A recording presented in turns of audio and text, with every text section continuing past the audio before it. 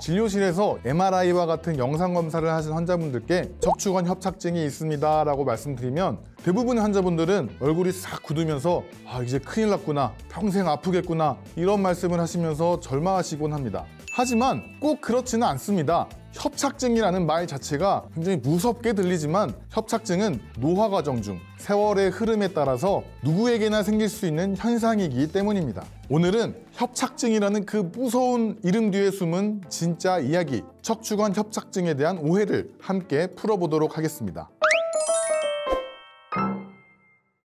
척추관 협착증이란 무엇인가? 척추관 협착증은 말 그대로 신경이 지나가는 통로, 즉 척추관이 좁아진 상태를 말합니다. 우리 척추뼈 안에는 뇌부터 팔, 다리까지 이어지는 중요한 신경 다발이 지나가는 터널이 있습니다. 그 터널이 여러 가지 원인으로 좁아지면서 신경을 압박하게 되는 것이죠. 좁아지는 위치에 따라 크게 두 가지로 나뉩니다. 첫 번째로 중심성 협착증입니다. 신경 다발 전체가 지나가는 중앙 터널이 좁아지는 경우입니다. 주로 허리 뒤쪽에 황색 인대가 두꺼워지거나 앞쪽에서 디스크가 밀고 들어오면서 발생합니다. 두 번째로 추간공 협착증입니다. 방금 신경 다발이 터널로 지나간다고 말씀드렸잖아요. 근데 척추 마디마다 신경 가지가 빠져나가는 좁은 문이 있습니다. 그것을 추간공이라고 하는데요. 디스크 높이가 낮아지거나 관절이 두꺼워지면요, 그 문이 좁아질 수 있습니다. 그로 인해서 신경근이 직접적으로 눌리는 현상이 나타나게 되는 거죠. 결국 협착증은 세월이 흐르면서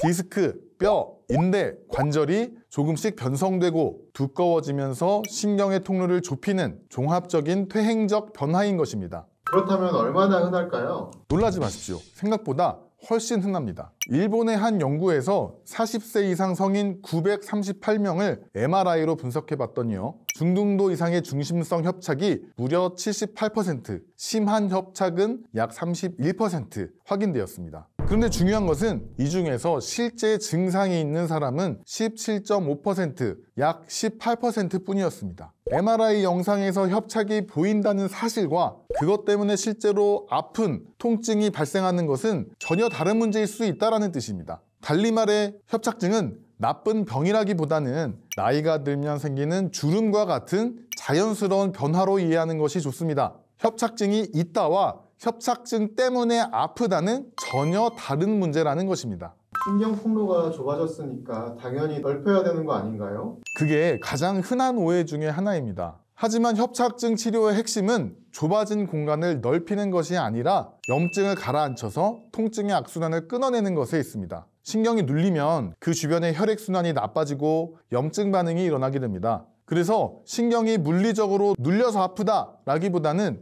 염증과 부종 때문에 신경이 예민해지고 과민 반응을 보이는 것이 통증의 주된 원인이라는 것입니다. 그래서 협착증의 대표 증상인 신경성 파행이 나타납니다. 조금만 걸으면 다리가 터질 듯이 저리고 아프다가도 허리를 굽히거나 쭈그러 앉아 쉬면 금방 괜찮아지는 증상을 말합니다. 자세에 따라서 신경 주변의 압력과 혈류량이 바뀌면서 증상이 좋아졌다, 나빠졌다를 반복하는 것입니다. 통증의 크기를 결정하는 것이 협착의 정도가 아니라 염증과 부종의 활성도라는 강력한 증거입니다. 비유하자면 협착증은 세월이 흐르면서 낙엽이 쌓이는 것에 비유할 수 있습니다. 낙엽이 쌓이는 것 자체는 큰 문제가 아닌데 거기에 불이 붙으면 문제가 될 수 있다는 것입니다. 이때 불을 끄는 것, 즉 염증 반응을 가라앉히는 것이 치료의 목적이 되는 것입니다. 일본에서 진행된 연구인데요, 척추관 협착증을 진단받은 환자를 10년 동안 추적 관찰하고 분석한 연구입니다. 처음 협착증 증상이 있었던 사람 중 약 60%가 10년 후에 자연적으로 호전되었고, 이 중에서 새로 증상이 생긴 경우는 12% 정도에 불과했습니다. 다시 말해 지금 협착증으로 인한 통증이 있다 하더라도 그 통증이